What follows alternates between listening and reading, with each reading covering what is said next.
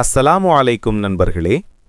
அல்லாவினால் படைக்கப்பட்ட இந்த உலகில் வாழும் அனைத்து உயிரினங்களிடமும் நாம் கருணை காட்ட வேண்டும். இந்த சின்ன பூனைக்குட்டியை பாருங்கள்.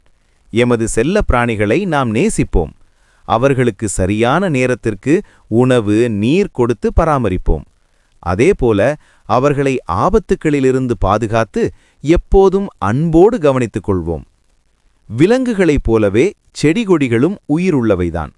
ஒரு சிறிய விதை எப்படி பெரிய மரமாகிறது என்று உங்களுக்கு தெரியுமா? முதலில் மண்ணில் விதையை போட வேண்டும். அதன் பிறகு அதற்கு அன்போடு நீர் ஊற்றும்போது அது ஒரு சிறிய கன்றாக முளைத்து வரும்.